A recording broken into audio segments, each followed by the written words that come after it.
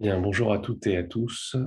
Quelques éléments de commentaires sur le sujet d'économie INSP 2023 à la demande de l'ISP.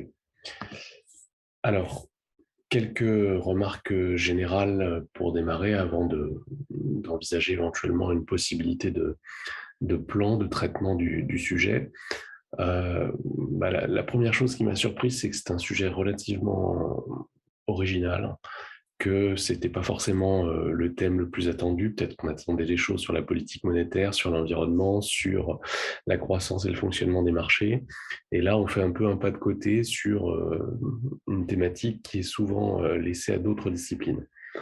Alors, bien sûr, c'est quand même pas, ça vient pas de nulle part. Il y a des résonances politiques à un tel sujet, même si évidemment là on va le prendre davantage sous un angle économique, mais on verra que ces deux dimensions sont liées. Résonance politique qui nous renvoie bien sûr à la montée du populisme. L'immigration a été le fonds de commerce du Front National et du Rassemblement National dans notre pays. L'immigration a été un thème absolument central pour Donald Trump. Et l'immigration, c'est aussi une thématique qui a nourri les mouvements d'extrême droite, y compris en Allemagne, notamment au moment de la crise des migrants. L'AfD est un parti qui est monté en puissance en 2014 puis en 2016. La crise des migrants, c'est en 2015, avec un afflux d'à peu près 1,3 million de réfugiés sur l'année 2015, donc un pic tout à fait exceptionnel. Et puis, cette question de la migration, on l'a vu aussi apparaître au moment du Brexit. Il a été beaucoup dit que du côté des classes populaires, les migrants, notamment les migrants issus d'Europe de l'Est, que le Royaume-Uni a accueilli massivement à partir de l'intégration de ces pays dans l'Union européenne, ont été à l'origine un vote de réaction de la part de ces catégories. Et donc, l'historien de l'économie, Kevin O'Rourke, semble adhérer en partie à cette thèse en reprenant certains articles académiques qui sont cités dans le micro-extrait qui est sous vos yeux. Et puis, sur le plan plus théorique, eh bien, la il y a toujours des publications sur le thème de l'immigration, mais il y en a une qui est plus marquante. C'est celle en 2021 d'Emmanuel Auriol et Yael Rapoport qui s'intitule L'immigration qualifiée un vice pour la croissance et qui est d'ailleurs cité dans les documents, qui est un des documents est un extrait de cette note.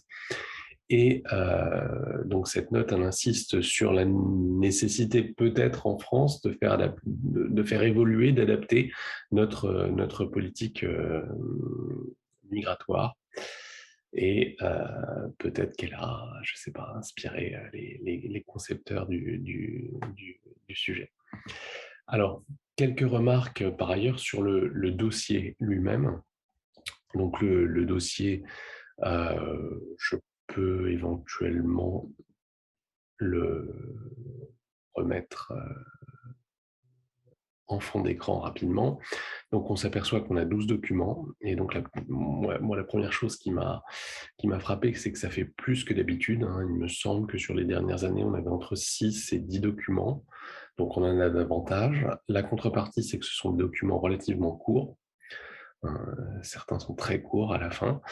Et qu'il y a beaucoup de documents statistiques, c'est-à-dire qu'on a beaucoup de graphes, et puis carrément toute une page d'un dossier de l'INSEE qui est copié-collé donc à cet endroit-là. Voilà. Donc vous avez, j'imagine, le dossier sous les yeux.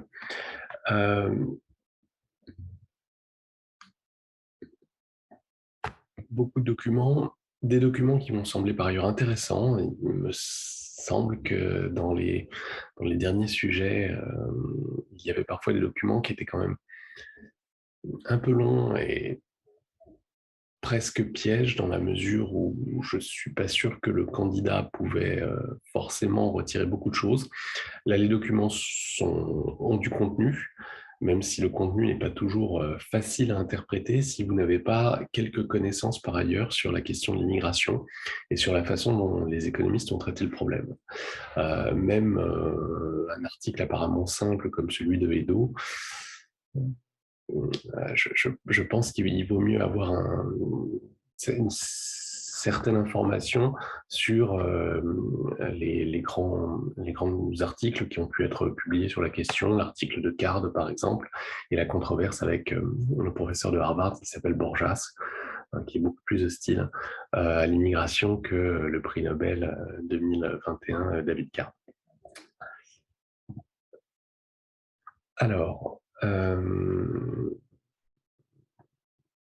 le sujet, quels sont les effets économiques de l'immigration, ne pose, je crois, pas trop de difficultés d'interprétation ou d'analyse des termes. Bon, l'immigration, on sait ce que c'est le fait de venir s'installer dans un pays étranger de manière définitive ou au moins pour une longue durée.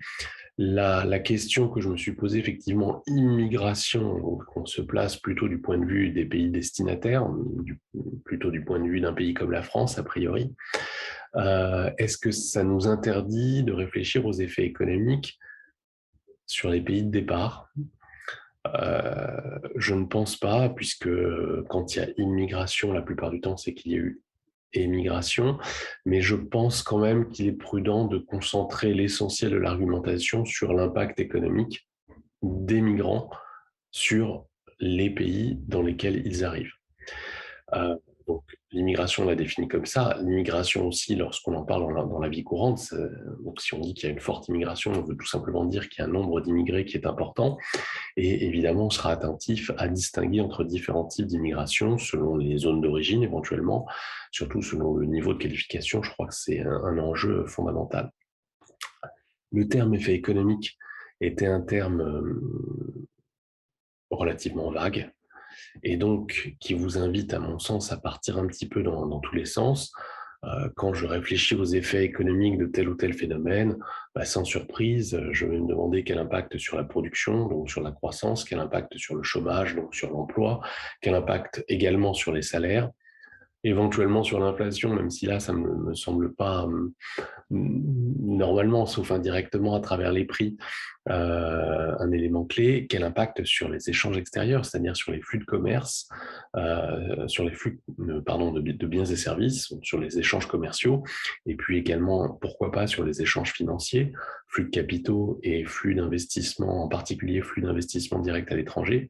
Quel impact, enfin, le dossier y faisait référence sur les finances publiques, des pays qui reçoivent ou éventuellement qui envoient des immigrés. Il y a ces effets-là et le dernier document, celui de Marco Tabellini, donc l'extrait de l'article de Tabellini, faisait également référence à des effets, on va dire, indirects, c'est-à-dire non pas des effets sur des variables économiques, mais des effets plus sur des variables sociales ou politiques. L'immigration peut créer un certain nombre de tensions, elle peut éventuellement, c'est ce que suggère le texte, renforcer le vote pour des candidats populistes et de fait avoir ensuite un impact sur la situation économique du pays. En première analyse, pour la plupart des économistes, l'arrivée de migrants d'Europe de l'Est en Angleterre a été plutôt favorable en termes de croissance et en termes d'emploi pour le pays receveur, pour l'Angleterre. Mais si l'afflux de migrants a provoqué le Brexit, eh bien peut-être que dans un deuxième temps, on pourra se demander si à long terme, cet afflux de migrants a été si bénéfique que ça, et si, lorsque l'on prend en compte ce contre-coup totalement imprévu de ces migrations massives, eh bien, on n'aurait pas plutôt un bilan négatif de l'immigration. Je crois que c'est cet arbitrage auquel nous invite en particulier le document de Tabellini. Quelques termes, ou éventuellement quelques chiffres, à avoir en tête en analysant le sujet. Je pense que sait ce que c'est qu'un immigré. Un immigré en France, hein, enfin, en tout cas, la définition française habituelle, c'est une personne née à l'étranger euh, de nationalité étrangère. C'est-à-dire que vous pouvez être né à l'étranger de deux parents français, je ne sais pas, être par exemple fils de diplomate. Si vous revenez en France, normalement, vous n'êtes pas compté comme un immigré. La définition de l'ONU est plus large. Hein, c'est une personne née dans un autre pays que celui où elle réside. Un mot sur les migrants, sur le nombre de migrants pour la France et pour le monde. Il y aurait 280 millions de migrants internationaux en 2020, c'est-à-dire 3,6% ou un tout petit peu moins de 3,6% de la population mondiale.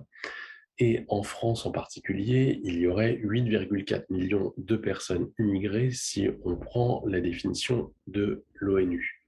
Ce qui fait de la France, alors comme tous les pays riches, un pays qui a une proportion relativement importante d'immigrés, mais plutôt plus faible qu'ailleurs, légèrement plus faible qu'aux États-Unis, nettement plus faible qu'en Allemagne, ou plus faible que dans des pays qui attirent beaucoup, comme l'Australie ou le Canada. Immigré ne veut pas dire étranger, mais ça, je pense qu'en fait, tout le monde le sait. Hein. On peut éventuellement être un étranger non immigré si on est resté dans son pays, ou un immigré non étranger si on a acquis la nationalité, soit par déclaration, soit par décret. Donc la déclaration relève d'un événement personnel, le décret relève d'une réponse favorable de l'État à votre demande sous un certain nombre de critères. Vous pouvez également être un immigré qui devient étranger simplement lorsque vous êtes né en France de parents étrangers et que vous avez donc demandé la nationalité française. Alors, quelques éléments enfin, comment dirais-je, pour essayer d'envisager un traitement de ce sujet, sans il n'y aura vraiment aucune originalité dans ce plan. Hein. Donc, on va partir de l'idée qu'effectivement, la question migratoire est devenue une question centrale dans les années 2010, avec notamment la question de la crise des migrants, mais pas uniquement. C'est ce que nous rappelle Jérôme Fourquet dans l'ouvrage qu'il a fait paraître en 2020 qui s'appelle Le nouveau clivage. Et donc ce nouveau clivage, selon lui, clivage essentiel dans nos démocraties, c'est un clivage entre, pour le dire vite, les gagnants et les perdants de la mondialisation. C'est ce qu'il indique hein, dans le petit extrait que j'ai mis là. Et à travers donc la mondialisation et ses différentes dimensions, dimension commerciale, dimension financière et dimension humaine, il semblerait que la dimension humaine, donc les questions migratoires, soit effectivement un enjeu clé sur le plan électoral. C'est extrêmement clivant aux États-Unis entre, c'était donc l'élection présidentielle de 2016, entre les électeurs de Clinton et les électeurs de Trump. Et les chiffres que donne Fourquet sur la France sont également extrêmement marquants.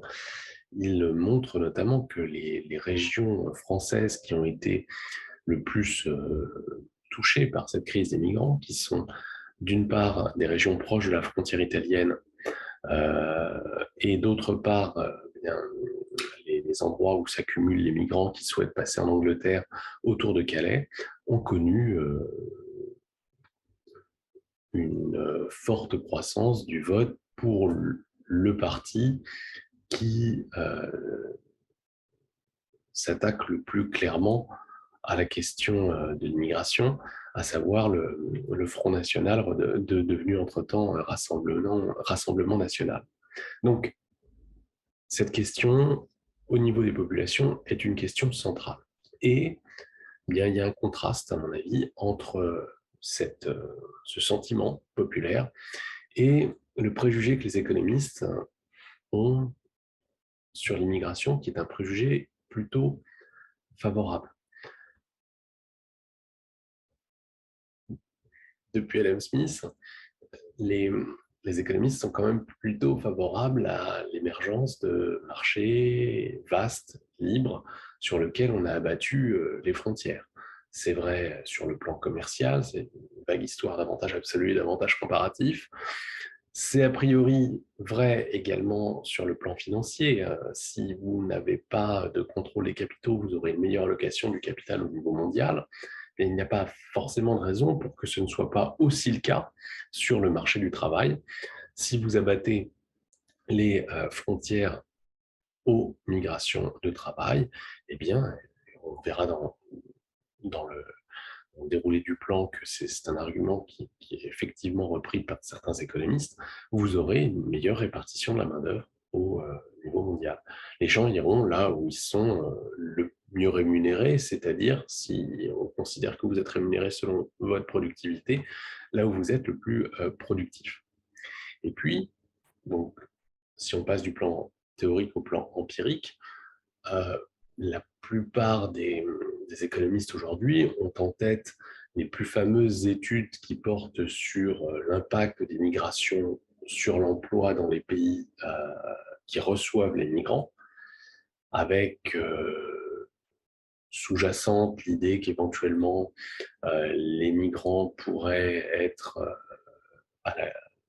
occasionner du chômage, notamment dans les populations les moins qualifiées.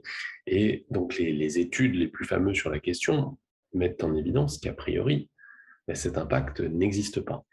On peut citer celle de David Card, donc en 1990, qui porte sur l'incident de Mariel, quand Fidel Castro donne la possibilité à un certain nombre de Cubains de quitter le pays. En quelques semaines, il va y avoir un afflux massif de Cubains qui partent par tous les moyens possibles à Miami. Et David Card, étudiant ensuite le marché du travail à Miami, s'aperçoit qu'il n'y a pas d'évolution plus défavorable en matière d'emploi, de chômage, de salaire à Miami, qui a été le lieu où se sont installés massivement ces réfugiés cubains. Donc pas d'impact plus défavorable à Miami que dans des villes comparables des États-Unis comme Atlanta ou Los Angeles. Jennifer Hunt, en 1992, a fait une étude un petit peu semblable, elle, en s'appuyant sur l'afflux des rapatriés d'Algérie en France suite à la fin de la guerre d'Algérie en 1962. Ces gens-là sont arrivés brutalement et massivement, sans provoquer d'augmentation du chômage dans un pays par ailleurs dynamique en croissance qui était la France à l'époque. Donc, contraste entre l'opinion et les économistes. On ne va pas se demander directement qui a raison, mais on va se demander si il faut ou pas nuancer ce préjugé favorable des économistes. Est-ce qu'il est possible, donc, dans un monde où les marchés du travail, en fait, quoi qu'il en soit, demeurent fragmentés, demeurent hétérogènes, il y a des législations, il y a des salaires minimums qui sont tout à fait différents selon les pays, il y a des syndicats, des modes de négociation qui sont également très différents selon les pays. Est-ce que donc, dans ce monde fragmenté, l'immigration, la circulation des travailleurs pourrait effectivement faire certes des gagnants, mais aussi potentiellement des perdants, d'où le mécontentement d'un certain nombre de classes, de couches sociales, et éventuellement peut-être le mécontentement plus globalement de certains pays qui auraient peut-être le sentiment de ne pas bénéficier autant de la migration que d'autres. Voilà. Alors, on peut répondre à cette question en suivant le plan qui est indiqué, j'allais dire au tableau, mais plutôt sur l'écran.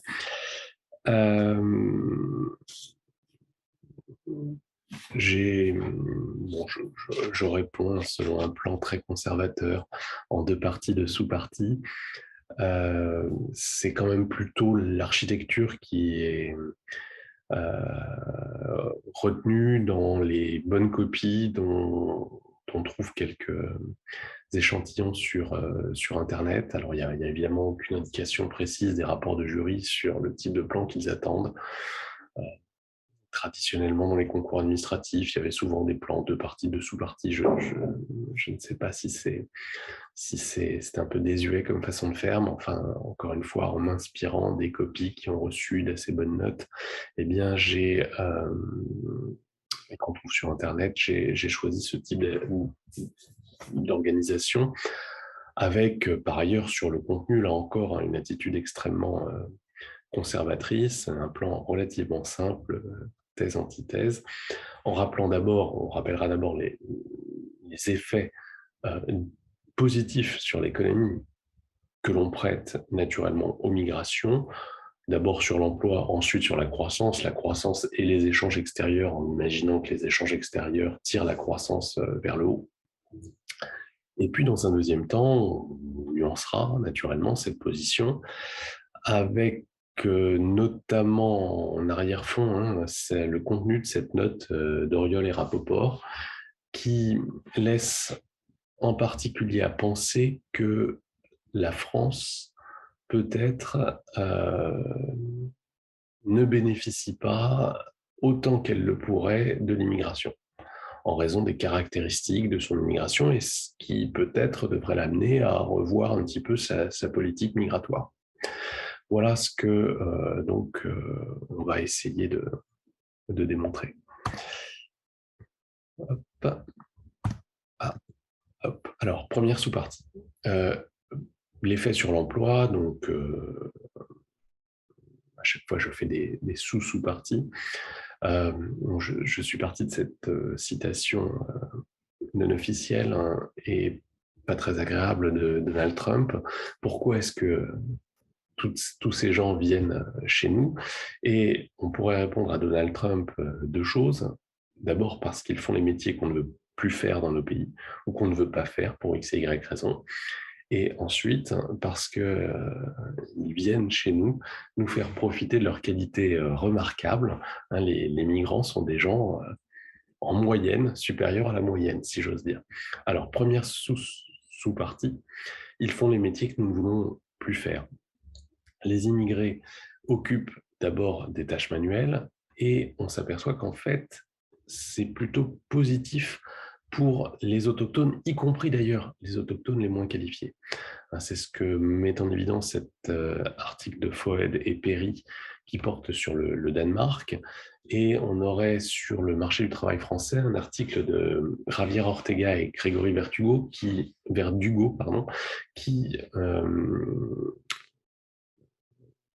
paru dans la revue Labour Economics, qui va dans le même sens.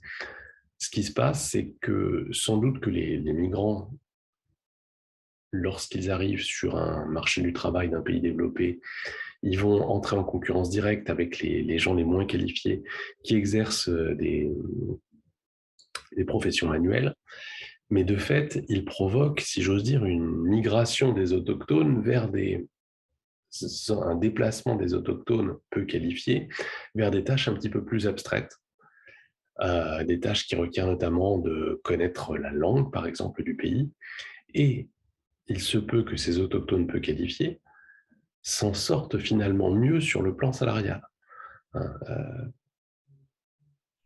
Vous pouvez, si vous travaillez dans un fast-food sans connaître la langue du pays, vous occuper de nettoyer les bassines pleines d'huile à friture.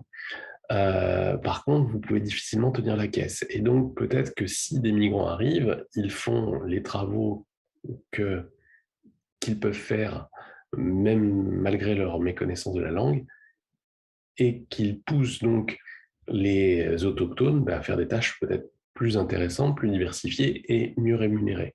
Donc, même pour les moins qualifiés, il n'y aurait pas de concurrence directe, ou plutôt la concurrence en fait serait bénéfique puisqu'elle les obligerait à se déplacer vers des tâches plus productives, plus intéressantes. Et puis, pour ce qui est des gens les mieux qualifiés, d'ailleurs il y a fait allusion dans le document 6 du dossier qui vous est proposé, les migrants font baisser le prix d'un certain nombre de services, souvent de services ménagers, donc faire le ménage, faire le jardinage. Et Ainsi, ils peuvent libérer un certain nombre d'autochtones qualifiés de ces tâches, et ces autochtones peuvent se consacrer davantage à leur emploi professionnel. Donc, c'est ce que montre l'article de Patricia Cortés et José Tesada.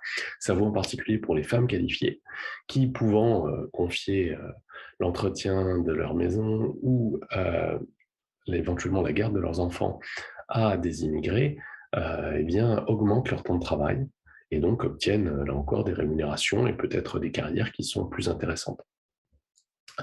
Ensuite, comme je le disais, les immigrés sont souvent des gens exceptionnels. Exceptionnels qui sont, parce qu'ils sont, en tout cas lorsqu'ils sont qualifiés, ils sont d'une part à l'origine de création d'entreprises. Donc les chiffres de la note d'Oriol et Rapoport, qui viennent en fait d'un rapport américain de Wadwa, Saxenian et Siciliano, montrent que il y a énormément d'immigrés parmi les créateurs d'entreprises de la tech qui ont été fondées aux États-Unis entre 2006 et 2012, et d'ailleurs que cette proportion elle serait particulièrement importante pour les entreprises de la tech qui sont dans la Silicon Valley. Et il y a beaucoup d'ailleurs d'immigrés qui viennent d'Inde. Je crois que l'Inde est de loin le premier pays d'origine de ces migrants fondateurs d'entreprises de la tech, suivi mais assez loin, je crois, de la Chine. Donc, ils créent des entreprises et donc ils créent des emplois. Par ailleurs, eh bien, les immigrés sont surreprésentés parmi les innovateurs. Donc ça, c'est ce que nous montre l'article de Jennifer Hunt et Marjolaine Gauthier-Loisel, qui est paru en 2010, qui s'intéresse donc au dépôt de brevets aux États-Unis entre 1940 et 2000, et qui montre qu'il y a une énorme surreprésentation des immigrés parmi les gens qui déposent des brevets par rapport aux autochtones. Donc, ce sont des gens qui sont en plus des travailleurs exceptionnels, soit des créateurs d'entreprises qui, donc, non seulement ont un emploi, mais en plus créent des emplois, soit des gens qui, dans les entreprises où ils travaillent, eh bien, sont les plus innovants. Donc, effet a priori positif sur l'emploi. Effet sur la croissance économique. Là encore, on peut penser que l'immigration, elle va avoir des effets positifs. Sur le plan empirique, Ortega et Perry, dans cet article de 2014 dont les références sont indiquées, montrent qu'il y a a priori une corrélation entre immigration et croissance de la productivité globale des facteurs. Et parmi les éléments d'explication qu'ils suggèrent, eh bien, plus il y a d'immigrés, plus il y a de diversité dans les talents, et de diversité dans les idées, et bien cette richesse des échanges qui permet aussi, grâce à la diversité des talents, une meilleure spécialisation de chaque travailleur sur ce qu'il sait le mieux faire, eh bien, ce serait porteur, vecteur de croissance économique. Deuxième élément, lien direct avec la croissance. Donc là, on retrouve ce dont je parlais tout à l'heure, c'est-à-dire la meilleure allocation, la meilleure répartition des facteurs. Eh bien, le livre de Land Pritchett, Let Their People Come, qui est paru en 2006, insiste là-dessus. Lorsque vous ouvrez les frontières aux migrations de travail en particulier, eh bien, les travailleurs peuvent quitter les pays où ils sont trop nombreux, peu désirés, peu productifs, pour aller vers les pays où, a priori, leur talent ou leur énergie, leurs efforts pourront être mieux utilisés et mieux rémunérés. C'est ce qui s'est passé au XIXe siècle, grande période de migration, par exemple en Irlande. Les Irlandais victimes de la Potato Blight partent pour les États-Unis. C'est une bonne nouvelle pour les États-Unis, c'est ce que rappelle le texte de Tabellini, et c'est aussi une bonne nouvelle pour l'Irlande. Le PIB par habitant se redresse grâce aux migrations. Inversement, un pays comme la Bolivie, c'est vrai aussi de certains pays africains, selon Pritchett, eh bien, n'ont pas cette soupape que constitue l'immigration et bien l'accumulation de personnes dans des pays où les possibilités d'utiliser ses talents sont relativement rares, est à l'origine d'une faible croissance du PIB par habitant, voire d'un déclin du PIB par habitant. Donc, on retrouve vraiment l'idée toute bête que quand les marchés sont ouverts, le facteur travail, comme toute autre chose, est mieux réparti, mieux alloué à la surface de la planète. Et puis par ailleurs, effet positif sur la croissance par le biais d'un effet d'entraînement sur les échanges extérieurs, effet positif sur les échanges commerciaux d'abord. Les réseaux de migrants sont souvent des réseaux par lesquels peuvent passer les échanges commerciaux. Dans les échanges commerciaux, il y a des problèmes d'information, des problèmes de confiance. Et en fait, l'existence de diaspora résout ces problèmes d'information, ces problèmes de confiance. Vous savez à qui parler. Et vous savez par ailleurs qu'à l'intérieur du réseau, il y a des phénomènes de sanctions, sanctions économiques, sanctions morales, qui garantissent la fiabilité des gens avec qui vous échangez.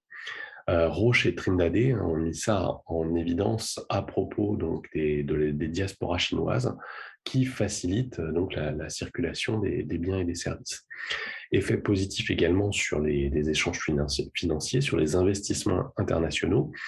Au XIXe siècle, un texte d'Aglietta et Le Cacheux dans la revue de l'OFCE en 2007 le rappelle. Il y avait, selon eux, une complémentarité entre les flux de migrants et les flux financiers. Et on le voit encore aujourd'hui pour les investissements directs à l'étranger. Le texte de Frédéric Dauquier et Elisabetta Lodigiani, paru en 2010, il fait également référence. Donc, là encore, un effet d'entraînement positif. Donc, pour l'instant, on a présenté une vision très heureuse de l'immigration.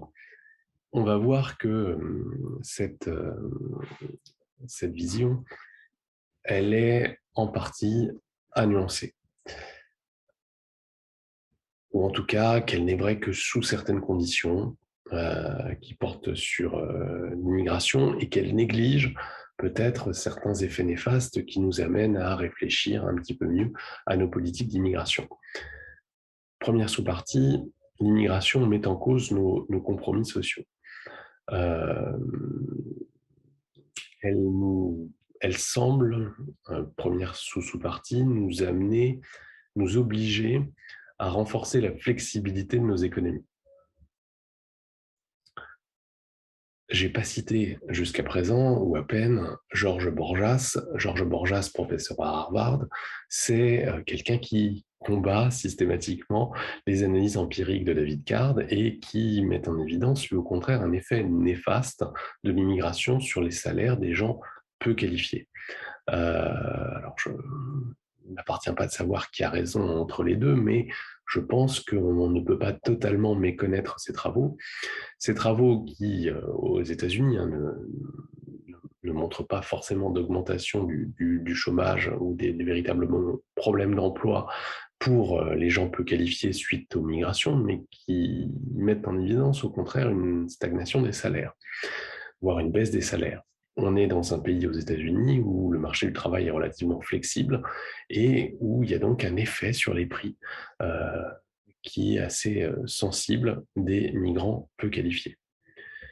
Les derniers migrants nuiraient aux rémunérations ou abaisseraient les rémunérations, on va dire, des vagues de migrants précédents, en particulier des latinos qui sont déjà installés.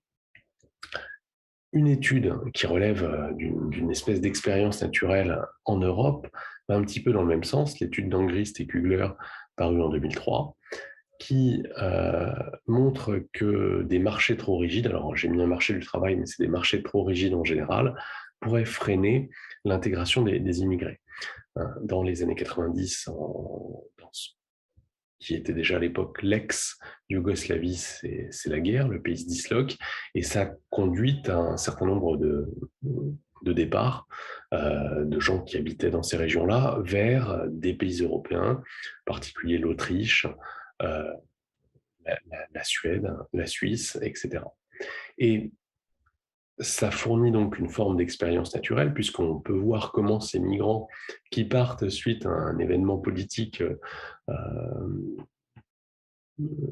inopiné vont s'intégrer sur différents marchés du travail qui sont régulés par différents types d'institutions. Et l'article d'Angrist et Kugler tente à conclure que l'intégration est tout de même beaucoup plus facile dans des pays où les marchés du travail sont flexibles. C'est indiqué dans le petit extrait, hein, pas de salaire minimum, peu d'allocations chômage et surtout des coûts de licenciement faibles. Et par ailleurs, dans des pays où les marchés des biens et services sont également des marchés qui sont relativement ouverts. Hein, il ne faut pas qu'il y ait de barrières à l'entrée sur les marchés des biens et services pour que les immigrés puissent s'intégrer. On peut penser par exemple à la situation des taxis.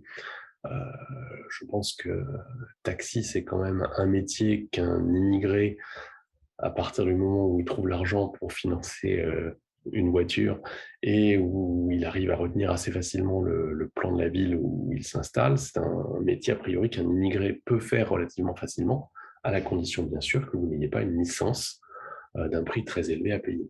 Donc si les marchés des biens et services présentent des barrières, comme par exemple la licence sur le marché des taxis, eh bien, sans doute que ça ne facilitera pas l'intégration des immigrés. Donc, l'immigration, elle est positive, elle n'est pas source de problèmes d'emploi, à la condition tout de même que nous ayons des marchés relativement concurrentiels.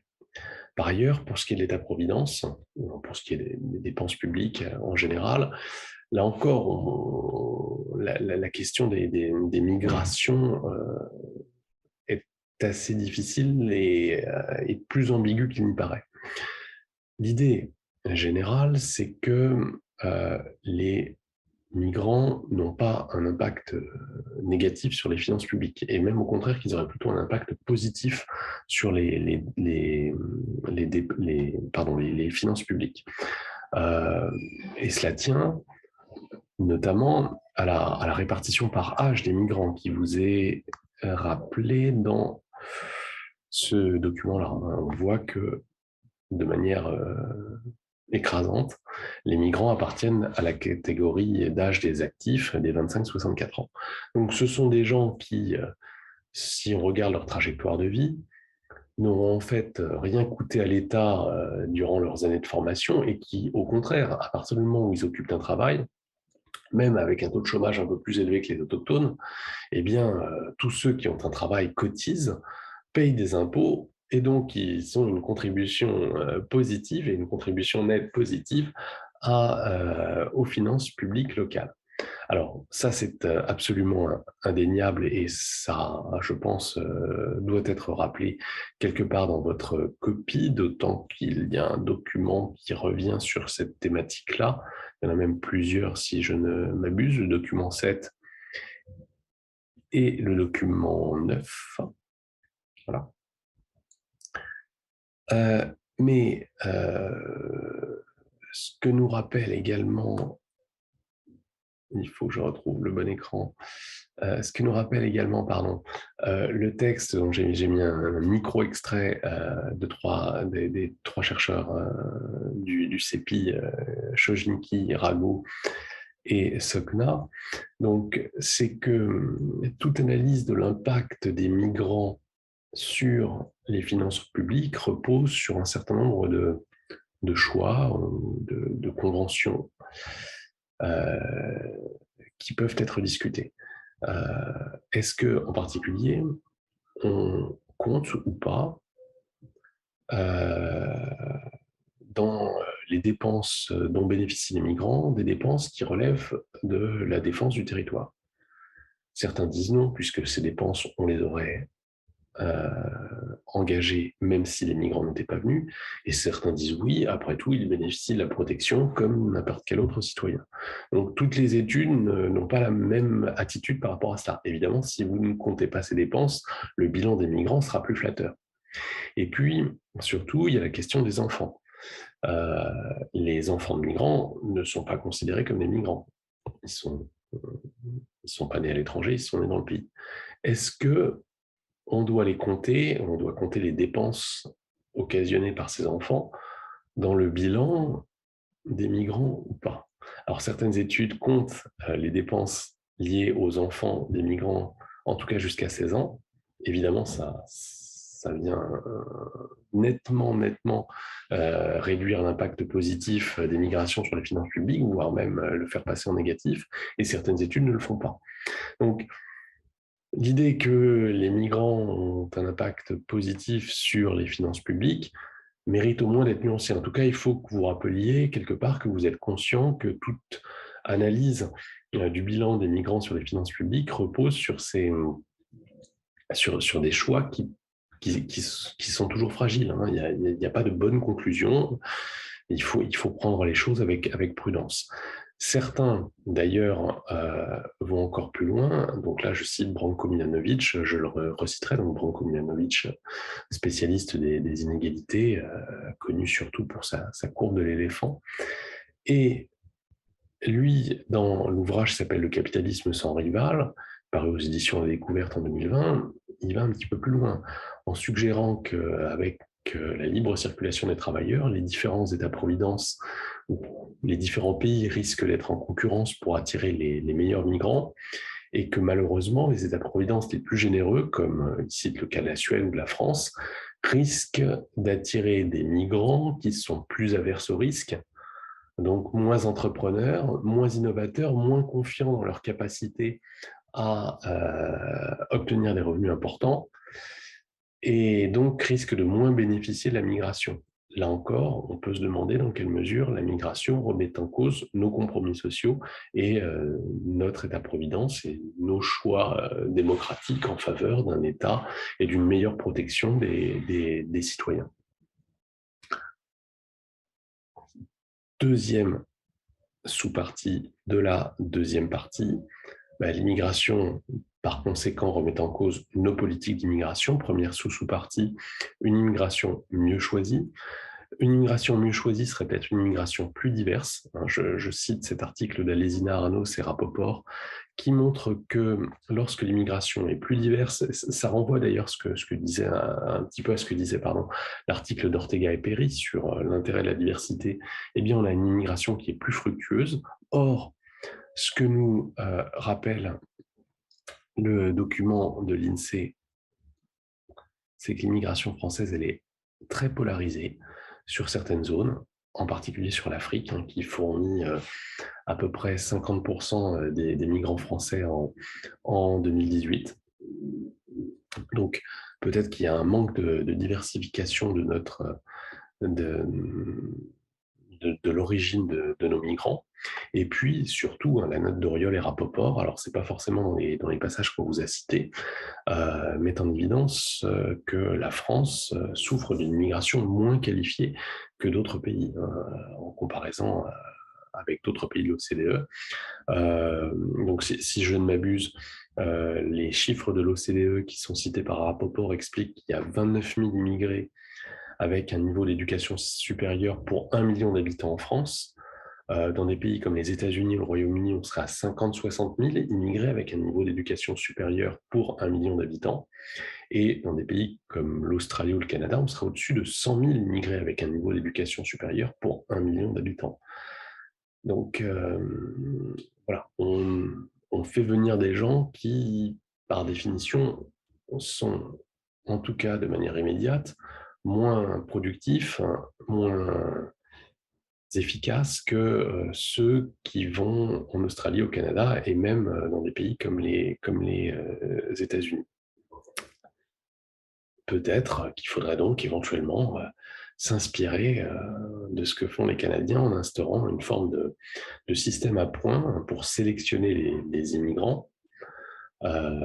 Système à points qui intégrerait bien le niveau de diplôme et le niveau d'expérience de ces migrants. Ce qui évidemment est un petit peu gênant pour les pays d'origine. Alors, il y a la question de savoir si le brain drain est mauvais ou bon pour les pays d'origine est une question qui n'est pas simple. priori, on se dit que si on prend les cerveaux des pays du tiers-monde, on les empêche de se développer, ça ne va pas de soi, parce qu'il se peut que la perspective de migrer encourage les gens à faire des études dans les pays en développement. Et donc, que ces deux, comme tous ne partiront pas, que c'est un effet positif. Par ailleurs, il y en a qui reviennent. Par ailleurs, il y en a qui font bénéficier de remises, hein, les gens qui sont restés dans le pays d'origine. Donc, l'impact est assez ambigu. Citant El Mouhoud, donc professeur à Dauphine, on peut aujourd'hui avancer quand même que lorsque le taux d'émigration des qualifiés devient très important, l'effet risque d'être assez négatif pour les pays d'origine, d'où éventuellement la possibilité de mettre en place une taxe de dédommagement. C'est une vieille idée, hein. On appelait ça parfois la taxe Bhagwati. Ça vient d'une proposition de Jagdish Bhagwati, Koichi Hamada, dans un article de 1974. Dernière sous-partie, pardon, l'immigration met en question à nouveau nos politiques d'immigration et nous amène peut-être à adopter des formes, j'ose à peine le dire, de discrimination à leur encontre.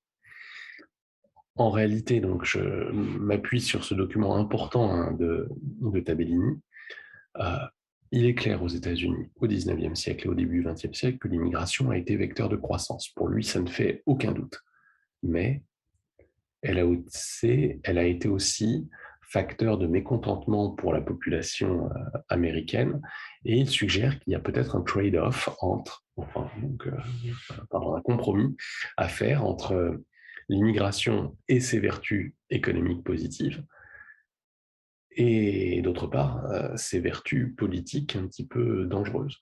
Et donc, on retrouve la question qu'on avait soulignée à propos du Brexit, ce qui nous suggère peut-être de manière pragmatique d'envisager des politiques migratoires dans lesquelles les migrants, pour qu'ils soient mieux acceptés, soient peut-être un petit peu moins bien traités, donc autour de la question des permis de séjour temporaires, mais surtout des droits sociaux réduits. Et ce que rappelle Milanovic, dans à nouveau Le capitalisme sans rival, c'est que de fait, c'est déjà le cas.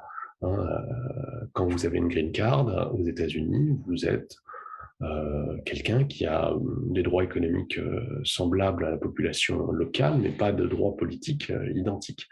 Et puis, il y a en fait toute une gradation, selon Milanovic, de statut qui va jusque tout en bas lorsque vous êtes un illégal, et donc que vous êtes corvéable à merci et que vous ne bénéficiez d'à peu près aucun droit sociaux aux États-Unis.